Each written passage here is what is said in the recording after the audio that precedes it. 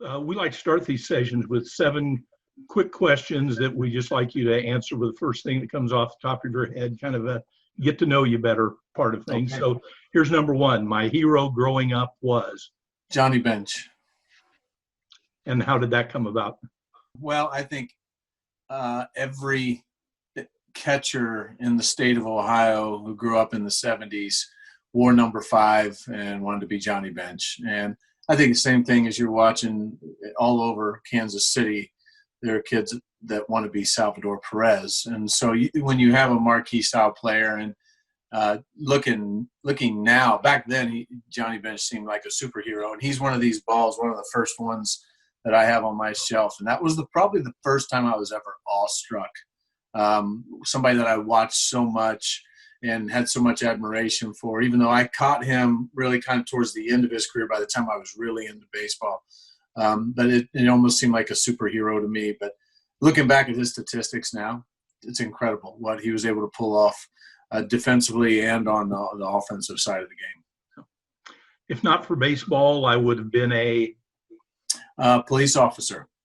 So my best friend and I both had an agreement, and I didn't know if I was going to get a scholarship to play baseball. I was kind of in between with football and baseball both, but didn't know if either of them were going to work out like I wanted them to, and hadn't really thought about financial aid. So my plan B truly was going to be go to the military, and then I was going to go into the Marines, and then I was going to try to be a law enforcement officer. And he, to this day, still is. So he stayed on that track. My track went in a different direction, and we still talk about that. The last book I read was? Well, I read it every day. I read the Bible every day. I've read it through a number of times. It's probably the most valuable thing in my life that I've gone through for each of my kids, and now I'm on the second grandchild. I'll take a year through the Bible where it's broken down for 365 segments, and kind of journal for a year. And I got to tell you, it's usually I should retitle it the 18-month Bible, because I never get it done in a year. But so I'll give them a year or a year and a half of my life and different things that are going on. But right now I'm also in the middle of another book that I've been really engrossed into. It is the biography of Branch Rickey, and just kind of our backgrounds. I didn't know this. This was given to me by a family member a long time ago, but during this quarantine, it's been good. I'm not a big biography reader, but Branch Rickey was a catcher that grew up near where I grew up in Ohio, which I didn't know. He ended up going to college there too, but he ended up going to the University of Michigan for graduate school, and then coached there before he was then rerouted into St. Louis, before he went over to Brooklyn, which everybody remembers now with what he did with Jackie Robinson. But just such an entrepreneur, so creative in how he thought about the game of baseball.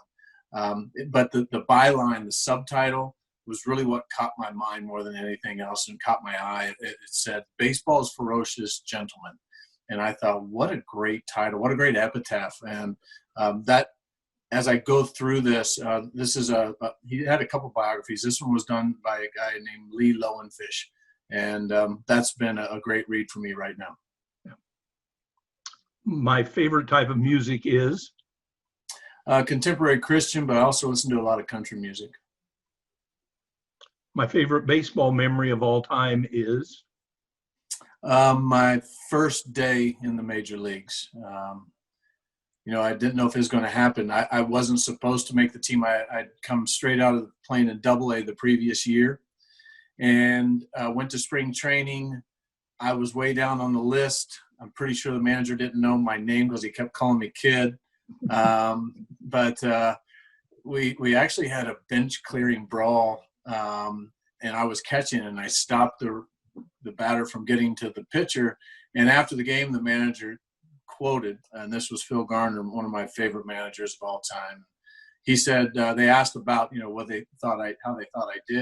he thought I did. And he said, well, I'm not sure what his name is, but I think he made our team today. And we just happened to have a whole bunch of injuries to our catching corps, and they broke camp and sent me north with them. But the first day in Milwaukee, I was with the Brewers at the time. I woke up and I heard there was potential for bad weather. I woke up, there was 6 inches of snow on the field. And I just had this sick feeling like they're going to change their mind. I'm not going to get my one day in the major leagues, because since I could old enough to walk, I wanted to be in major league. I wanted to be a professional athlete, but then this idea of playing in the major leagues, and I turned on the TV and pulled up Milwaukee County Stadium, and they had snow plows and guys out there moving snow. We played, and there was about 60,000 screaming cheesers with no shirts on in freezing snow. And I got my first day, but I'll never forget standing out there when that anthem was being played, and realized that it wasn't just my dreams, but just my coaches, my friends, and obviously thought a lot about my parents and how many sacrifices they had made, and they were fortunate they had them there for that day. And one of those that there was a whole lot of backstory to me ever making it to that day, and it made it very special.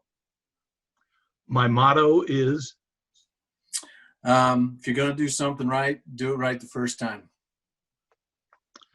if I could meet one person in history, it would be? Well, from some of my other answers, you might already get this, but it would be Jesus Christ. There's really been nobody in the history of time who's changed the course of history as much, and that to me is very deep and real. I'd love to have also, maybe on a different level, both of my grandfathers were incredible men. Both of them served in World War II, came back highly decorated. I'd love to have spent some time around them when we were about the same age. I've always thought that they were both just kind of, man, no matter how old they were, both have since passed, but they just seemed to be cool people. And always thought that I'd enjoy them, I believe, if we would have been at the same age at any time.